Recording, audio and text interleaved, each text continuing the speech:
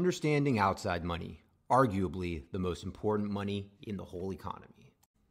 In the previous video, we established the difference between inside money and outside money. Let's dive into more detail, though, on outside money.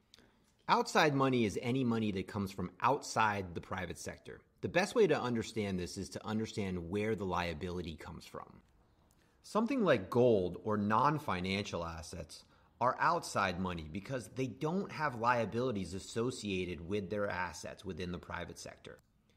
Government assets like cash, coins, reserves, and bonds are considered outside money because the liability rests with the government outside the private sector.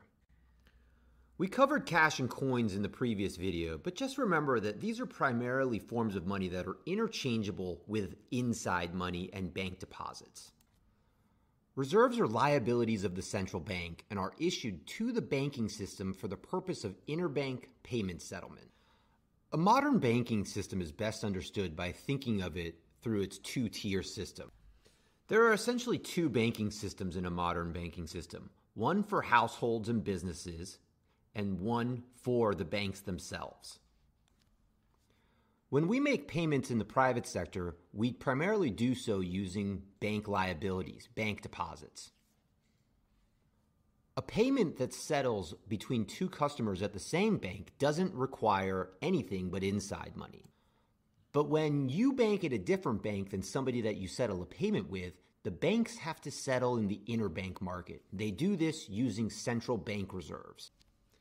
Before there were central banks, private banks would clear payments at private clearinghouses, but a series of financial panics in the late 1800s and early 1900s led to the development of public clearinghouses, which would leverage the powers of government to help smooth this interbank payment processing system. Government bonds are especially unique because they're the liabilities of the highest income, highest quality entity within the entire economy. Government bonds are a form of outside money that have a very high level of moneyness, and therefore, because of their quality, they're used within the private sector as very important forms of collateral across things like savings accounts and money market funds.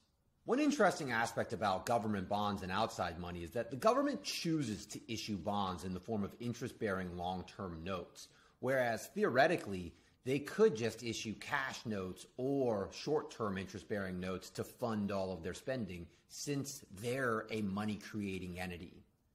Hey, do you understand what outside money is now? No? Okay. Hey, how are you going to get smarter about money if you don't subscribe to my videos?